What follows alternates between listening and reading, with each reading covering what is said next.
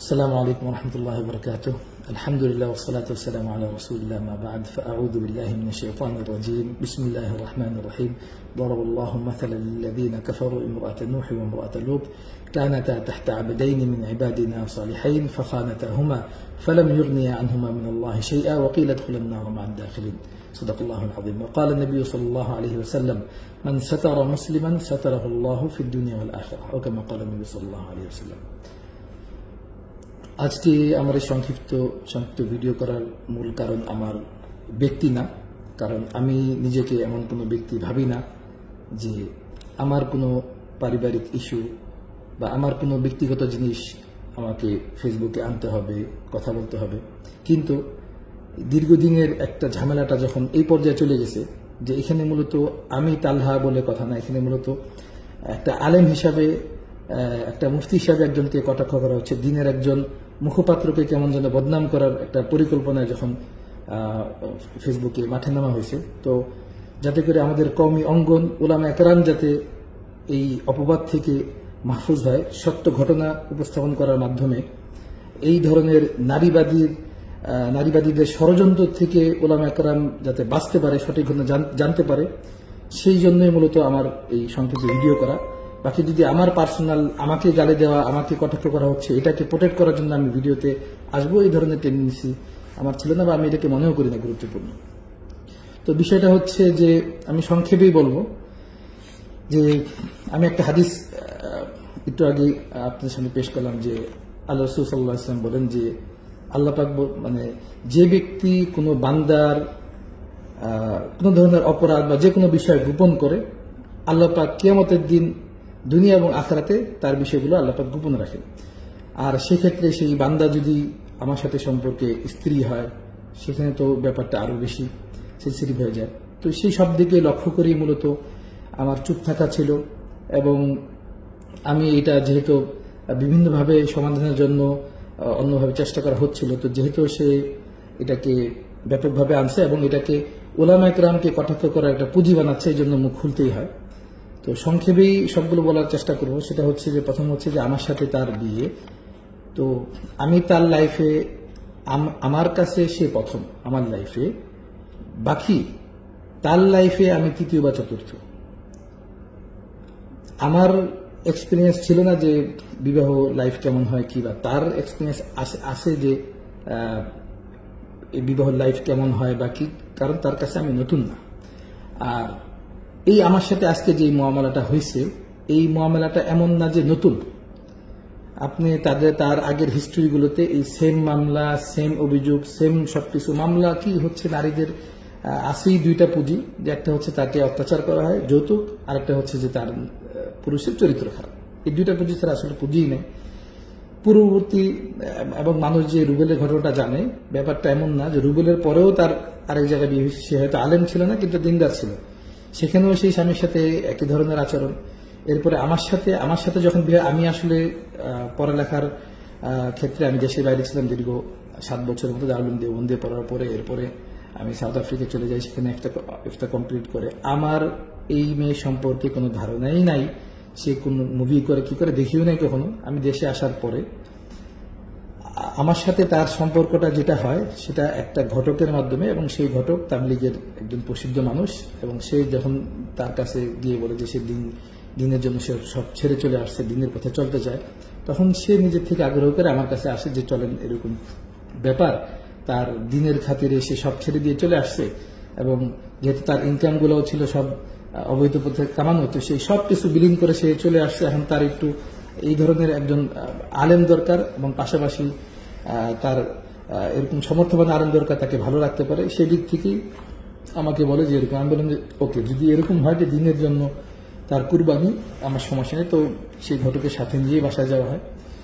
এরপরে বিবাহের পরপর প্রাথমিকভাবে আমার ফ্যামিলিরা, আমার আব্বাজান যখন জীবিত ছিলেন, যদি এখনো দুনিয়া থেকে চলে গেছেন, তো ওনারা সবাই বলে যে ঠিক আছে, সে দিনের পথে আসছে, তো তাকে মিডিয়া থেকে, যেহেতু সে মুক্ত, তো সম্পূর্ণ মিডিয়া থেকে তাকে সরে যেতে বলতে হবে, সে ফেসবুক সব বন্ধ করে সে চলে যাবে, যেটাই হোক।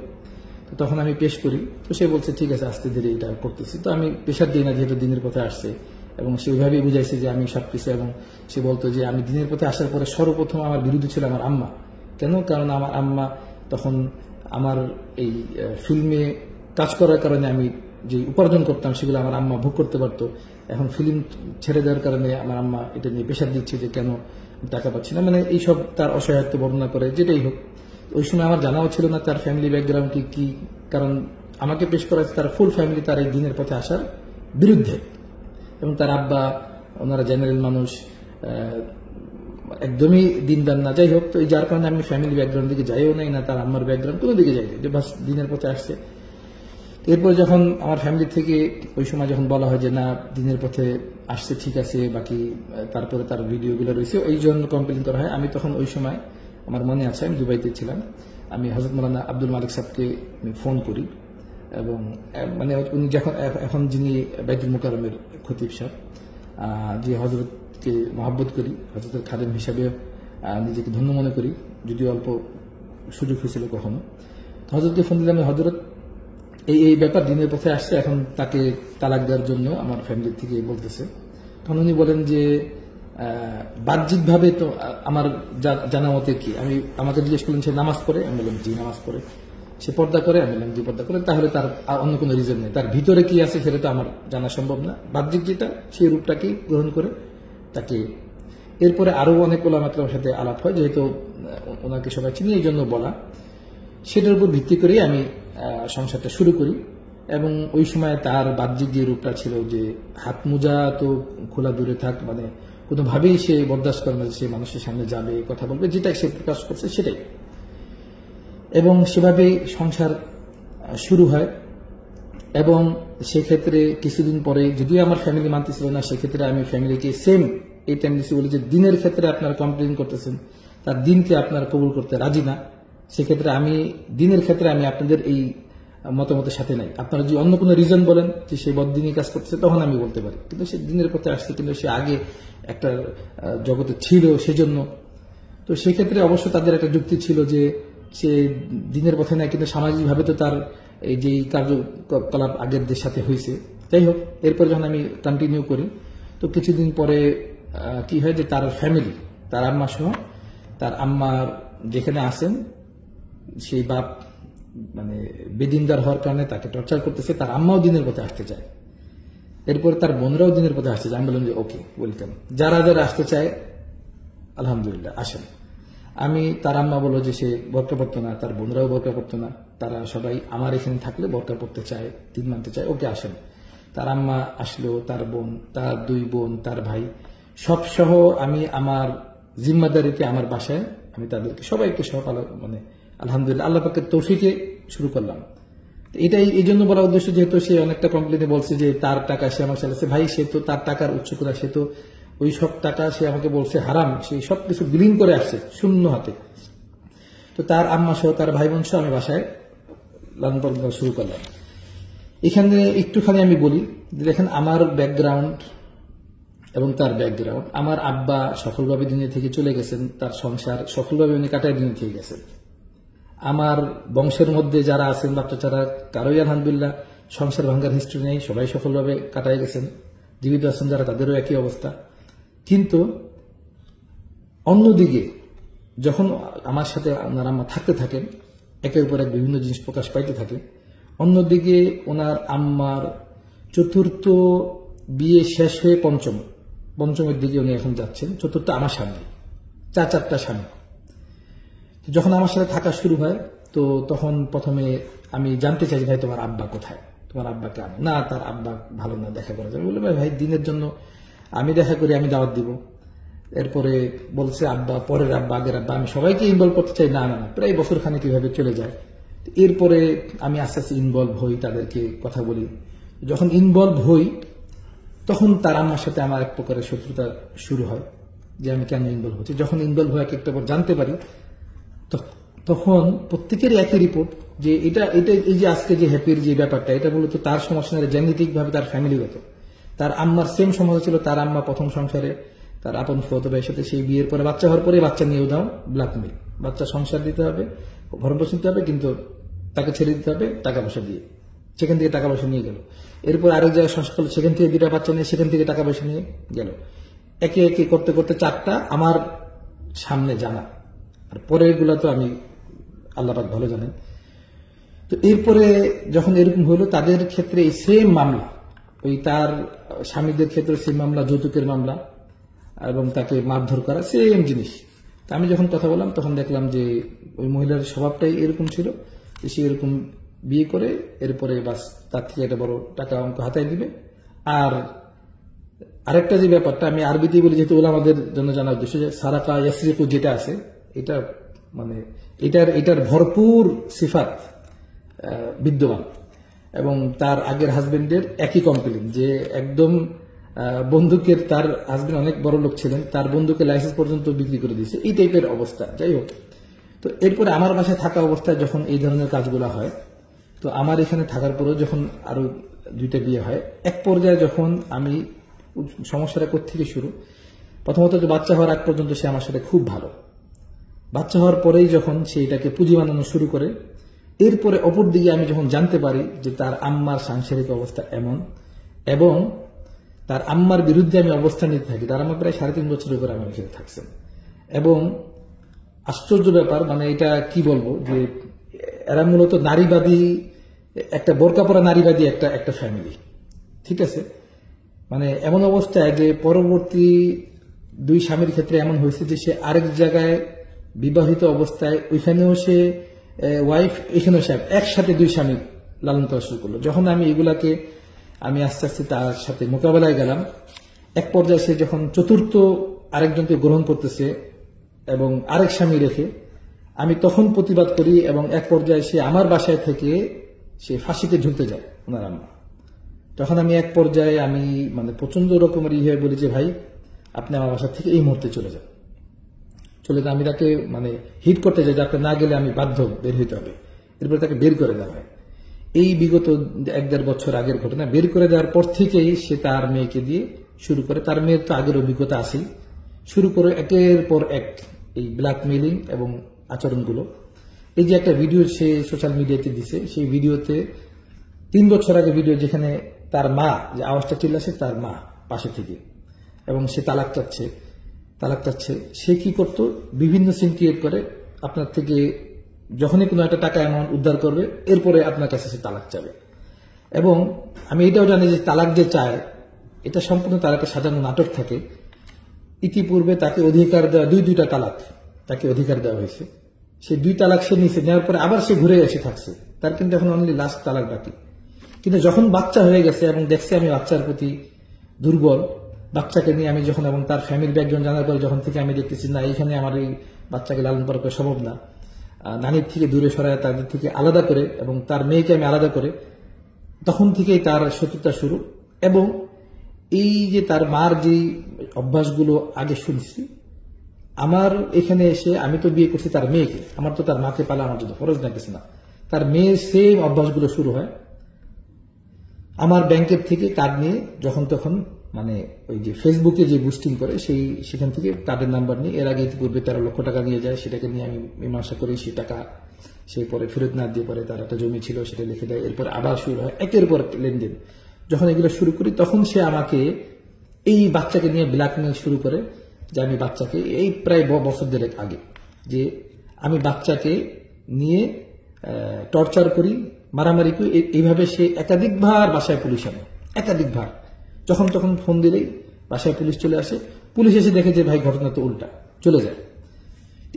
এরপরে তার শুরু হয় তার নারীবাদী যে আচরণগুলো, মানে বোরকা পড়ছে বাস এটাই, কিন্তু বোরকা পরা নারীবাদী। সে যখন আমি বলি যে তার আপনার আম্মা কিভাবে আমাকে এইভাবে লুকায় আছে, আরেকটা স্বামী থাকা অবস্থায়, 1-2 স্বামী, তার টেন্ডেন্সি সে ফেসবুকে লেখালেখি করে যে সে একাধিক বিবাহ, আর কি বিবাহ সে লেখালেখি করে, প্রোগ্রাম করে। অথচ সে বলে কি যে পুরুষরা যদি তোমরা 2 বউ রাখতে পারো, একটা মেয়ে কেন পারবে না, এই হতো তার টেন্ডেন্সি। আল্লাহ মাফ করে। আমি তখন আশ্চর্য হয়ে যাই, ভাই তার মারকে নিয়ে প্রশ্ন করার কারণে তার এই টেন্ডেন্সি, এবং সে নিজেও সেই টেন্ডেন্সি ধারণ করে, আল্লাহ মাফ করুক। তো এক পর্যায়ে যখন এটা নিয়ে, এবং সে বিভিন্ন ওলামা একরামদেরকে ফোন দিয়ে মাসলা নিয়ে এটা করতে চায়, আমাকে সেই যে আজকে যে তার উকিল বলল যে আমি বাচ্চার ক্ষেত্রে সমকামী, প্রায় 1-1.5 বছর আগের থেকে সে এটা মানুষকে প্রচার করে, যে একটা বাচ্চা, 3 বছরের বাচ্চা, এখন তার বয়স 4 বছর 3 মাস, তার সাথে নাকি একটা বাপ সমকামী। মাউজুবিল্লাহ তাআলা, মানে কি ধরনের মানে মিথ্যাচার এবং নাটকীয়তা তার হইলে আল্লাহ পাক হেফাজত করেন। এবং টাকা পয়সার ক্ষেত্রে তো আল্লাহ মাফ করুক, সে যে বলে যে 50 লক্ষ টাকা তার এসে, তার পুঁজি কোথায়, তার ভিত্তি কোথায়, সে কোত্থেকে, সে তার ইনকাম ট্যাক্স, সে কোত্থেকে, সে কি টাকা পাইছে, কোত্থেকে কি। এই যে বিগত 1 মাস যাবৎ সে লিখতেছিল গৃহবন্দী, এই গৃহবন্দী ব্যাপারটার মূল কি, সে আমার বাসায় বসে থেকে সে দুনিয়ার ফেসবুকিং করতেছে, সে সব জায়গায় যোগাযোগ করতেছে, সে বলতেছে যে গৃহবন্দী কেন, কারণ বিয়ের পর থেকে তার টেন্ডেন্সি এমন যে ঠিক আছে তুমি আমার হাজবেন্ড, বাকি আমি কোথায় যাব না যাব এটা আমার অধিকার, আমি কি করব না করব সেটা আমার অধিকার, আমি কোন পুরুষের সাথে যোগাযোগ করব না করব আমার অধিকার। যে টেন্ডেন্সি মানুষের নারীবাদীর হয়, সেম টেন্ডেন্সি তার। এবং আমাদের দেশের আজকে মুসলিম দেশ মানে মুসলিম আইনে শাসিত দেশ না, মুসলমানদের দেশ, আইন কানুন তো সম্পূর্ণ ইউরোপীয় এবং হিন্দুয়ানা এবং ইউরোপিয়ানা মতাদর্শের আইন কানুন। তা না হলে আমি মানে এই যে আমার একটা তিক্ত অভিজ্ঞতা, এই অভিজ্ঞতা আমার এটা কমসে কম জানার সুযোগ হয়েছে যে আমাদের দেশের অবস্থাটা কি আসলে, নারীবাদীরা সংসারে আসলে কি হয় সেটা আমার জানার তৌফিক হয়েছে। কারণ আমি যখন দ্বারস্থ হইতাম, পুলিশদের কাছে যাইতাম, তখন বলতো যে ভাই সরকারি আইনে কিছুই বলতে পারবেন না, আপনার ওয়াইফ হোক আর সে হোক, যখন তখন বাড়ি যেতে বাধ্য। সে চুরি করলে, আমি যখন বারবার দ্বারস্থ হইতাম, আইনগতভাবে যে স্ত্রীর বিরুদ্ধে চুরির মামলা হয় না আমাদের দেশের আইন, সে আমার এই বাচ্চাটাকে নিয়ে দিনের পরে দিন হুটহাট চলে যেত, চলে গিয়ে 1 সপ্তাহ 10 দিন কোথায় আছে আল্লাহ পাক ভালো জানেন, তার বাপ মার ধারে কাছে তাদের কারো কোনো ভাবে খবর পেতাম না। সপ্তাহ 10 দিন পরে সে ফোন দিয়ে বলতো যে ঠিক আছে আমি আসতেছি অমুক জায়গায়। বারবার এই রমজান মাসেও সে চলে গেছে 28-29 রমজানে, বাচ্চাকে নিয়ে কোন হোটেলে ছিল আল্লাহ পাক ভালো জানে, আমাকে বলো হোটেল ছিল, সপ্তাহ 10 দিন সে লাগাতার তার আম্মার সাথে নিয়ে সে থাকে। তাকে আমি যখন পুলিশদের কাছে যে পুলিশ বলে যে মা বাচ্চাকে নিয়ে চলে যেতে পারে, কিন্তু আপনি বাচ্চাকে নিয়ে চলে যাবেন আপনার বিরুদ্ধে মামলা হবে। আমাদের দেশের এই আইন, নারীবাদ আমাদের দেশে কোথায় আছে, কি অবস্থায় আছে আমরা জানি না। একটা বাচ্চাকে, সে বাচ্চা হওয়ার পরে একটা মানুষ তালাক নিয়ে চলে যাবে, বাপ সে বাচ্চার ভরণ পোষণ দিবে, বাপ খরচ দিবে, কিন্তু মার ইচ্ছায় সে বাচ্চা কোন স্কুলে পড়বে ডিসাইড করবে মা, সে বাচ্চা কি করবে ডিসাইড করবে মা, খরচ দিবে, বাচ্চা গাধার মতো একটা বাপ খরচ দিয়ে যাবে। এই হচ্ছে আমাদের দেশের অবস্থা। কারণ যতবার সে পালাইছে ততবার আমি এই আইনের কাছে কিছু আইন বলছে আপনি কিছুই করার নেই, কিন্তু আপনি যদি বাচ্চাকে নিয়ে যান আপনার সাথে গুম মামলা হয়ে যাবে, এরকম অবস্থা। এরপরে সে যেই ফেসবুকিং করত, প্রথম কথা হচ্ছে যে দেখেন আমি ফেসবুকে লাইনের লোক না, আমার যে পরিচয় এটা ফেসবুক দিয়ে না। আমি আজকে যদি জমিয়তের কোনো খাদেম হিসেবে কোনো কাজে লেগে থাকি, এটা আমার ফেসবুকের পরিচয় না, জমিয়ত আমাকে ফেসবুক দেখে নেয় নাই। আমার অফলাইনের যে খেদমত, সেই খেদমত আমি অফলাইন হিসেবেই গেছি, আমার ফেসবুকে আমি কোনো ভাইরাল কোনো পার্সন না। কিন্তু এই যে সে যখন এই আমার সাথে এগুলা শুরু করলো, তখন বিভিন্ন উলামা একরামকে আমি নিজে ইনভলভ করার আগে সেই ইনভলভ করতো, ওনার উলামা একরামদেরকে মানে সে তার মতো করে বিভিন্ন উপস্থাপন করতো। যখন বাসার মধ্যে তারা আসতে চাইতো যে ঠিক আছে আমরা বাসায় এসে মীমাংসা করতে চাই, তখন সে আজ পর্যন্ত কারোর সাথে সে বসতে রাজি না। তখন এক পর্যায়ে আমি বললাম যে ওকে ঠিক আছে কি করা যায়। বিগত 1 মাস যখন সে আমার ফেসবুক সে চালায়, দেখেন তারা একটা হ্যাকার গ্রুপ আছে, আমার পেজ, আমার একটা রেস্টুরেন্ট আছে, সেই রেস্টুরেন্টের পেজ 2 বছরের পেজ, যেটা কিনা প্রায় 10 লাখের মতো এখানে ইনভেস্ট করা, বুস্টিং করা, সেই ফেসবুক পেজকে সে ভ্যানিশ করে দিছে। আমার আরেকটা রাজনৈতিক পেজ সেটাকে সে ভ্যানিশ করে দিছে। সে আমার ফেসবুক আইডি যখন তখন সে হ্যাক করে, আমার মেসেজ থেকে সে মেসেজিং করে, আমার ফেসবুকে রিপ্লাই সে দেয়, আমার এখান থেকে পোস্ট সে করে। আমার তো এই ব্যাপারে নলেজই কম, এবং আমার যে বিয়ে নিয়ে সে কথা বলে তার মন গড়া সে সংখ্যা বাড়ায়, কখনো 9টা, কখনো 10টা, কখনো 12টা। পুঁজি এটা কি যে প্রমাণ করতে হবে যে আমি যখন উকিলদের সাথে কথা বলি তখন উকিলরা বলে যে ভাই দেশের আইন এটাই, একটা মেয়ে স্বামীর বিরুদ্ধে গেলে 2টা অপশনে যেতে পারে, একটা হচ্ছে যে স্বামী যৌতুক চায় অত্যাচার করে, আরেকটা হচ্ছে স্বামীর চরিত্র খারাপ। আমি কয়টা বিয়ে করছি সেটা কাগজ কলমে আছে, সেটা কাবিননামা করা আছে, সে তার মতো করে যা ইচ্ছা নাম সে ইনক্লুড করবে এবং করবে, এবং তার জানার বাহিরে আল্লাহ মাফ করুক মানে অসম্ভব, বরঞ্চ সে সাথে থেকে আর ইভেন তার পরিচিত, তার সাথে আগে সম্পৃক্ত এবং সবকিছু কাগজ আছে। এটা সে কোর্টে, সে মিডিয়ায় আসছে মূলত তার কোনো বিচারের জন্য না, সে চাচ্ছে যে এখানে একটা মানে একটা আলেম সমাজকে সে উলঙ্গ করার জন্য এবং নারীবাদীকে সে প্রমোট করে। কেন, তার মূল উদ্দেশ্যটা কি, যে তাকে আমি ছাড়তেছি না, সে ফেসবুকে প্রকাশ করছে তাকে আমি তালাক দিচ্ছি না, অথচ আপনারা জানেন না যে তাকে দুইবার ইতিপূর্বে তালাক দেওয়া হয়েছে। এবং এই যে লাস্টে সে ফেসবুকে দেখা আমি তালাক চাচ্ছি, যখন তাকে আমি বলি যে আসেন শরীয়ত সম্মতভাবে আমি তোমাকে শরীয়ত দেখে বিয়ে করছি, আমি কোর্টের আইনে যাইতে রাজি না, আমি কোর্টের দ্বারস্থ হতে রাজি না, আমি এইসব আইনকে আমি পালন করতে রাজি না, তুমি শরীয়ত দেখে আসছো, শরীয়ত অনুযায়ী তুমি বসো, যেই ফয়সালা হবে তুমি তালাক নিয়ে তোমার মতো যাবা, তোমার সাথে আমার কোনো অভিযোগ নেই, আমার সাথে তোমার কোনো অভিযোগ নেই, আমি যে লেনদেন তোমার থেকে পাই সেটা তুমি খালাস করো, বিশ্বাস করো। সে বলে যে না, আমাকে তুমি তালাক দাও, আমি আমি কি বলে আমি কোর্টের দ্বারস্থ হবো। আমি বললাম যে ওকে ঠিক আছে। সে কি করবে, সে কথায় কথায় হুমকি দিত যে অমুক আলেম তার হাতে অমুক আলেম, সে কথায় কথায় বলতো যে মামুনুল হক সে আমার হাতের মুঠায়, তার সাথে তার নর্মালি দিনের খাতির হোক কোনো যোগাযোগ ব্যবস্থা করতে হবে। সে লাস্ট পর্যায়ে বলে যে ঠিক আছে মামুনুল হক সাহেবকে আমি ফোন দিচ্ছি, উনি আসতেছে। আসলো, আসার পরে মামুনুল হক সাহেব বাসায় আসতে এই সপ্তাহখানেক আগের কথা। বাসায় আসার পরে সে বললো যে ঠিক আছে কিভাবে কি করা যায়। তো আসার পরে সে বললো আমি দিনের জন্য নিজেকে কুরবান করতে চাই, ওই নাটকীয়তা একই, দিনের জন্য কুরবান করতে চাই, দিন আমার দিনের জন্য আমি এই করতে চাই, সেটা দিন যা বলে সেটাকে মানে অংশ বলছে ওকে তাহলে ঠিক আছে। আমাকে প্রশ্ন করলো যে আমি তো এটার জন্যই বসে আছি। তো বলো যে ঠিক আছে, তোমরা আইনগতভাবে তোমাদের উকিলরা লিখিত দিবে যে আমরা সম্মতি মানে উভয়ের পরস্পর সমাধানে আমরা বিচ্ছেদ হয়ে যাচ্ছি, আমাদের কোনো ধরনের কোনো দাবি দাবা নাই, আমরা শরীয়তের যেই আইন হয়, এবং মামুন সাহেবকে কাজী শব্দটা আমি উল্লেখ করলাম, উনি কাজী থেকে শরীয়ত যেটা বলে সেই অনুযায়ী আমল হবে, এবং শরীয়তের বাইরের যে কোর্ট কাছারি আছে কাস্টডি আছে এগুলোতে আমরা দ্বারস্থ হবো না, আমরা লিখিত হবে এবং আমরা বিচ্ছেদ হবো 3 দিনের মধ্যে, আগামী 3 দিনের মধ্যে। এই কথা বলার পরে সে বললো যে আলহামদুলিল্লাহ আমি দিনকে মানতে পারলাম। মানে আমি তখন মামুন সাহেবকে বললাম যে দেখেন সে যে কাজগুলা অবৈধ করতেছে, যে ফেসবুকে মিথ্যাচার করতেছে এটা বন্ধ করার জন্য, মানে অনেক কিছু বললাম। যাই হোক, যেহেতু সমাধান হয়ে গেছে কথা আগে না বাড়ে উনি চলে গেলেন বাসা থেকে। যাওয়ার পরে সে বললো যে আমাকে বলতেছে যে তুইও একটা গাধা, তোদের মামুনুল হক একটা গাধা, তোদের হুজুর সম্প্রদায় একটা গাধা, তোরা ইসলামের আইন সম্মতে তোরা লিখিত করবি যে আমরা শরীয়ত সম্মতভাবে করতেছি, দেশের আইনে আমরা যাব না, এটা বলে তো রাষ্ট্রদ্রোহী মামলা হবে তোমাদের বিরুদ্ধে। এটা ছিল তার কথা। আমি বললাম যে ওকে তাহলে কি করণীয়। এই করতে করতে দেখেছি সে 2 দিন পরে দেখলাম যে আমার বাসায় হাজির কি, যে আমি নামাজ পড়ে বের হয়েছি, দেখি যে বাসায় পুলিশ টুলিশ নিয়ে হাজির, এই যে একটা মেয়েকে নিয়ে আসছে, সেই মেয়েকে নিয়ে যে আমার বিরুদ্ধে মামলা। সে এদিকে তালাক চায় আর ওদিকে সে মামলা করে যে আমি তাকে যৌতুকের জন্য টাকা চাচ্ছি এবং তাকে ইতিপূর্বে কোনো ভরণ পোষণ দিই নেই, বাচ্চাকে মারতেছি, এবং আমি যৌতুক না দেওয়ার কারণে আমি তালাক দিতে চাচ্ছি। অর্থাৎ সে আমাকে এভাবে আটকাচ্ছে যে আমি মানুষকে দেখাবে সে তালাক চাচ্ছে, আর কেসের মামলায় সে আমাকে ফাঁসায় রাখছে যে আমি তাকে তালাক দিতে চাচ্ছি যৌতুকের কারণে সে চাচ্ছে না। এই তার ছিল ভিতরের পরিকল্পনা এবং বাইরের অবস্থা।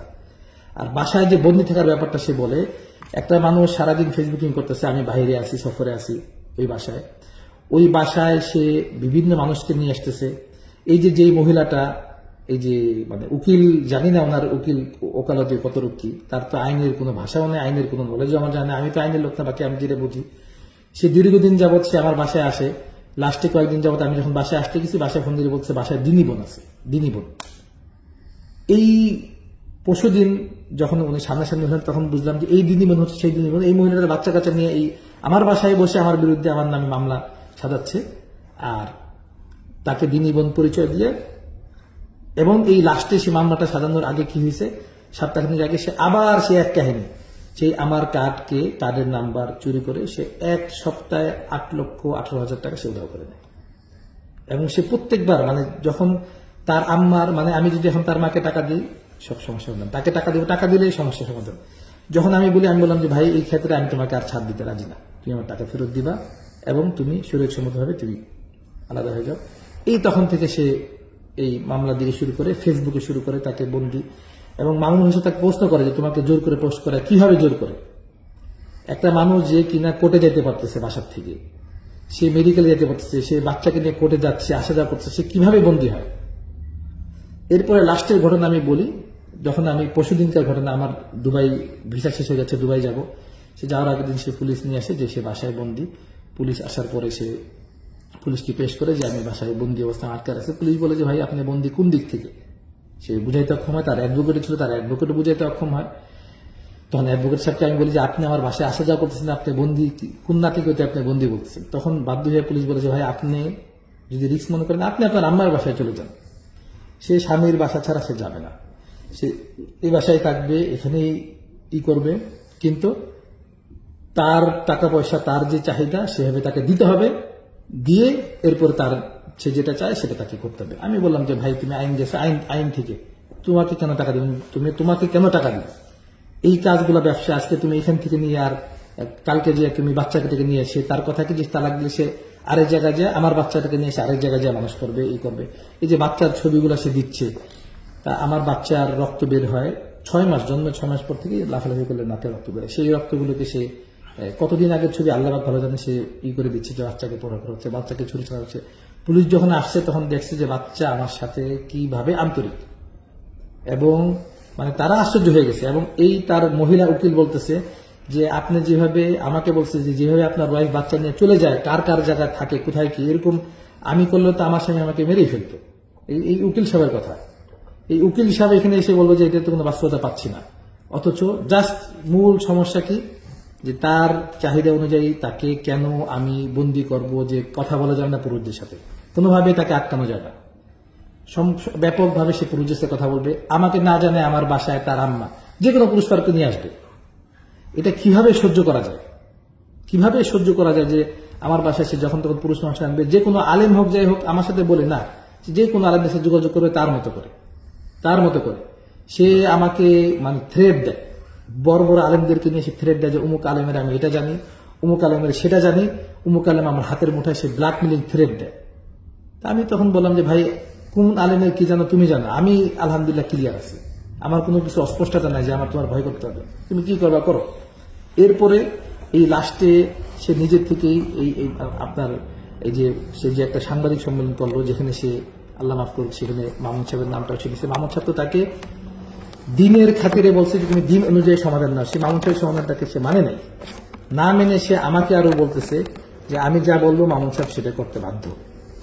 কোন পুঁজিতে সে আমাকে এই ধরনের থ্রেট দেয়, তুমি জানো না আমি কি জানি, আমাকে এই থ্রেট গুলো সে দেয়। এবং আজকে লাইভ করা আগ পর্যন্ত অনেকেই আমাকে বলছে যে ভাই অনেক কিছু আপনি এড়ায় চলেন, ওটা বলেন না সেটা বলেন না, তো আমি বলতে বাধ্য। আর লাস্টে এখন আমি যে কথাগুলো কিছু বলতেছি যে আমার ব্যক্তিগত আবেগ থেকে, যে ভাই একটা মানুষ 20 বছর কর্মী লাইনে আছে, হেফজু পরে 10 বছর লাগায়া, আলেম হইতে 10 বছর, এরপরে সে মুফতি হয়, এত লং টাইম সে কওমি অঙ্গনে থাকে, 30-32 বছর সে থাকে। আর আরেকটা মানুষ হুট করে সে সিনেমার থেকে এসে বোরকা পরে, তার দিনের উপর আপনাদের এত অটল ভরসা হয়ে যায়। আর যেই কওমি অঙ্গনের ছেলেটা এতগুলা বছর, আমি বলতেছি না যে কারো ক্ষেত্রে, আমি আমার ব্যক্তিগত মত হচ্ছে যে কোনো একটা কওমির ছেলে যদি নামতে নামতে লাস্ট পর্যন্ত চলে যায়, আর অপর অঙ্গনের কোনো একটা মানুষ উঠতে উঠতে উপরে উঠে তাও সমান হবে না। আপনারা কোন লজিকে আপনার একটা মানুষ হুট করে বোরকা পরে আসছে, তাকে আপনারা দেখেন সে বোরকা পরে সে একটা মানে একটা বেহায়াপনা, মানে মানে কি বলবো এটাকে, একটা পর্দাহীন মেয়েকে সাথে নিয়ে সে লাইভ করে সবাইকে দেখাচ্ছে, তার ইমানের উপর আপনাদের ভরসা। আর আরেকটা মানুষ সে 20 বছর পড়ালেখা করে 10 বছর কর্মজীবনে থেকে, তাদের উপর মানে আপনাদের এই লজিক আসে কেন? আমাদের কায়েদে মোহতারাম সাহেব, আমি মানে ওনার এক সাক্ষাতে ওনার একটা উক্তি শুনতেছিলাম, হযরত মাওলানা ফজলুর রহমান সাহেব, উনি একটা কথা বলছিলেন যে আমাদের ওলামাদের অনেক ওলামাদের একটা সমস্যা হচ্ছে যে ইখলাসের জায়গা হচ্ছে অন্তর, আর চিন্তার জায়গা হচ্ছে আকল ইখলাসের জায়গা না। আমাদের মনেও ইখলাস ভরা, আমাদের মাথায়ও আকলের জায়গায় ইখলাস ভরা। আমরা ইখলাসে দিনের, ভাই দিন কারো মুখাপেক্ষী না। এই যে আজকে আপনারা বলেন যে উমুকে দিনের পথে আসছে, এমন একটা ভাব যে দিন কেমন যেন তার জন্য ছটফট করতে হচ্ছে, যে উমুকে দিনের পথে আসার কারণে আজকে দিন পূর্ণ হয়ে গেছে, উমর ফারুক যেন হয়ে গেছে।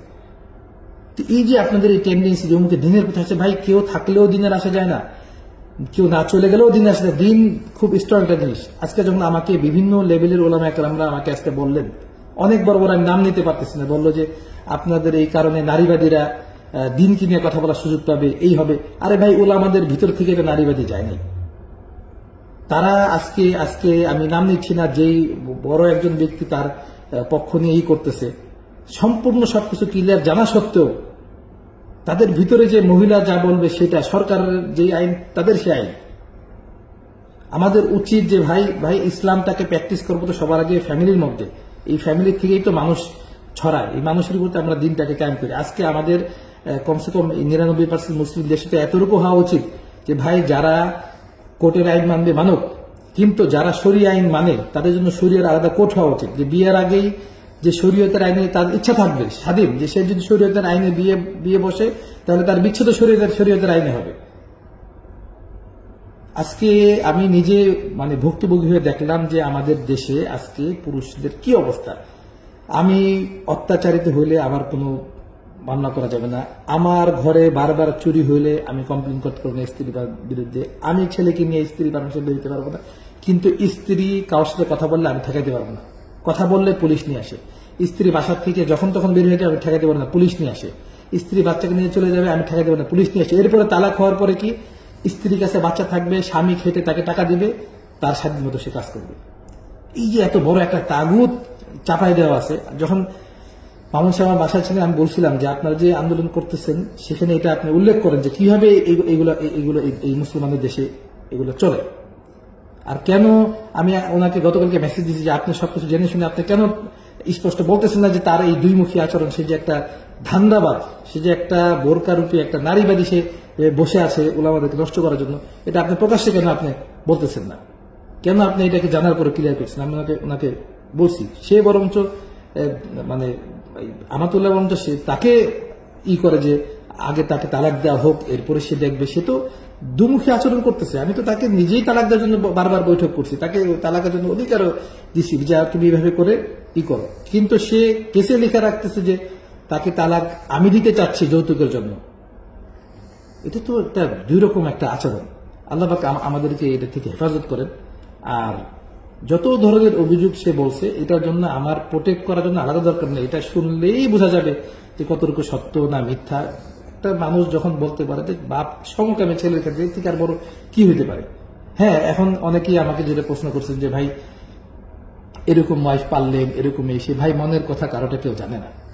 ওয়াইফ এটা একটা রিজিক, যেরকম আমি আমার গাড়ি একটা রিজিক, আমার বাড়ি একটা রিজিক। এখন আমি একটা গাড়ি কিনলাম, গাড়িটা খারাপ, সেটা আমার কি করার, পরিবর্তন করতে হবে। একটা বাসায় থাকলাম, বাসাটা খারাপ। আমি কোনো একটা ভালো খাবার দেখলাম যে খুব সুন্দর সাজানো, খাওয়ার পরে পেট খারাপ হচ্ছে, সেটা আমার কি, এটা তো এটা রিজিক। আমি এই জন্য শুরুতে দুইটা আয়াত করছি, আল্লাহ পাক উদাহরণ দিচ্ছেন, দুইটা নবীর স্ত্রী আল্লাহ পাক উদাহরণ দিচ্ছেন যে দুইটা বড় বড় নবী এবং তার আন্ডারে স্ত্রী ছিল খিয়ানতকারী। নূহ আলাইহিস সালামের স্ত্রী কাফের, লূত আলাইহিস সালামের কাফের ছিল, কত বড় বড় নবীদের। এটা হতে পারে দুনিয়াতে, নবীর ছেলে কাফের হয়েছে, এটা হতে পারে, এটা কোনো এমন কোনো মানে কিছু না।